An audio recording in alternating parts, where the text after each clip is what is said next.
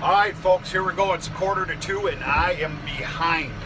I am on property number 1 of 5 that needs to be picked up today. Not to mention, chores have got to be done here in a couple hours. It's all good though. The sun is shining and almighty powerful here today, so it's exactly what I need because we have some fields that long story short, we got one hell of a rainstorm Thursday night, and it waterlogged a lot of property. This is the best field out of the 5. Of course, this is what I'm tackling first. I almost baled this last night. I raked this yesterday afternoon. I've done it deliberate. This is alfalfa. We're going to get out as soon as we eject this bale, take a look at the baler, and I'll explain to you this field. But I almost baled this up at 7 o'clock last night, but it was just a little too tough. Everything's going real good here. I took off at 10:30 with the double windrow rake. I got 2 other properties. Dad left at about 11 o'clock with the rotary rake, and got 2 other properties, doubled them up, and pretty fair hay day today. I still got to work on my pickup head. Every time I think I got it dialed in to where she's just skimming the ground, I am completely wrong. We're making true 4x6 bales here. Like I said, this is alfalfa. This is year number 3 of harvest on here, and it's a very bad alfalfa crop, and it can solely and fully be blamed on the deer. We are in major deer country back here, folks.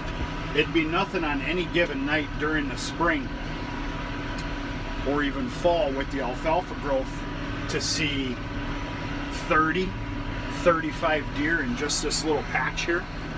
But nonetheless, we're getting a good amount off of here, and I'm not making a very good bale.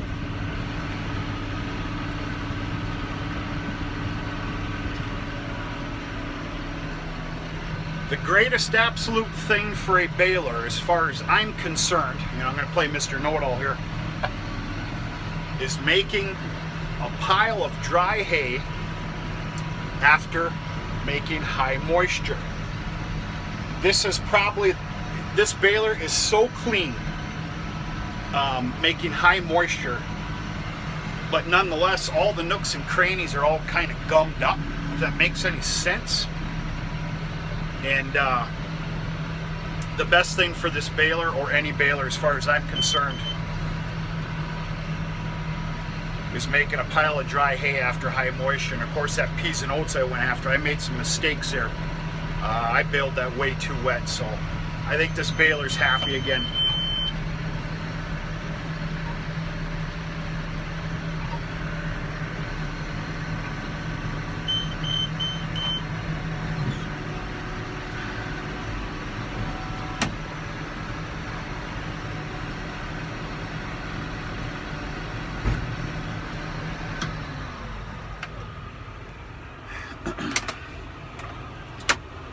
Take a little gander here.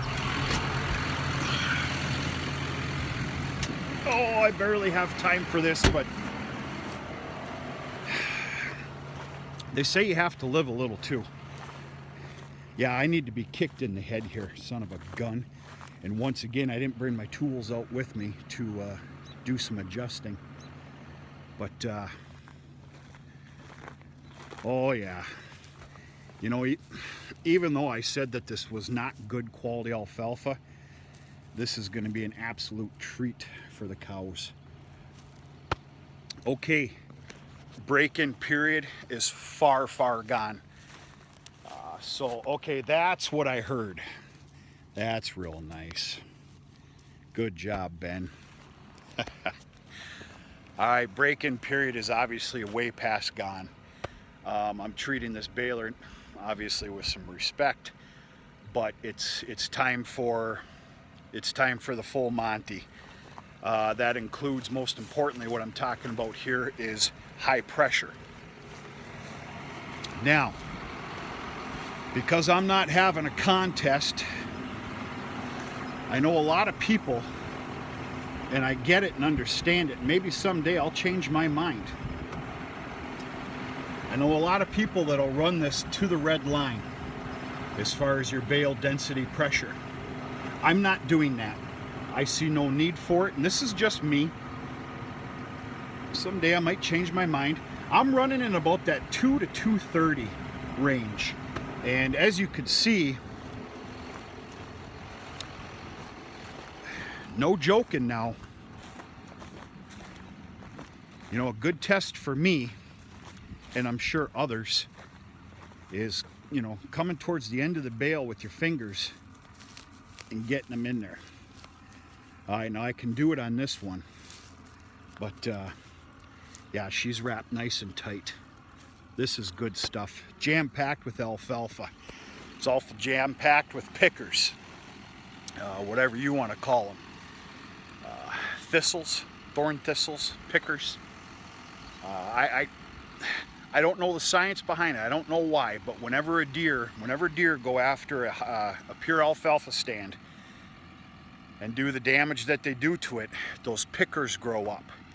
And I would have to tell you that there was probably 60 or 70 picker bushes in this field.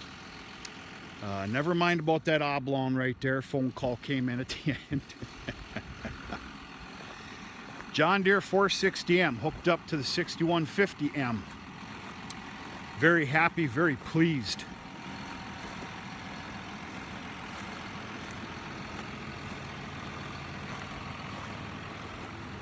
What I'm most impressed about is how clean the baler stays. You know, after every baling episode from me, whether it's that night, the next day, or before the next baling, I spend a good amount of time with the baler. I park it over by the machine shed and blow it out with air and just all the nooks and crannies, the best that I can do. And then, of course, obviously a service and a maintenance. I'm baffled at how clean that baler stays. It's unbelievable. But yeah, tell you what, for a small little chunk, there's quite a bit of tonnage of this alfalfa here.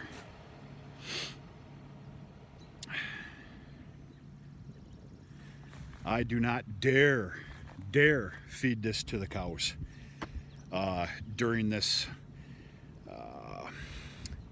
you know, summertime grazing with a little bit of feed in extra. I don't dare do it.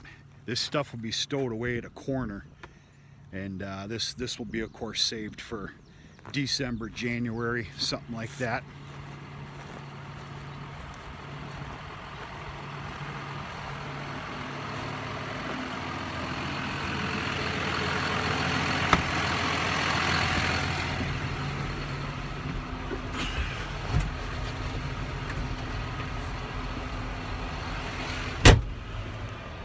Yeah, kind of a big day.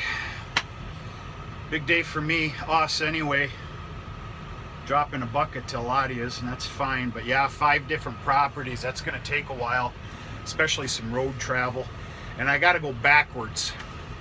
My other 2 fields are just down this road. They need to sit for a while and bake. So I got to go to another 2 properties that is about 2.5, 3 miles from here. But yeah, good stuff. Anyway, a lot of baling today, so I'm going to take another action video, a little bit better than this, in time to come here today. So anyway, we're going to talk to you sooner and later.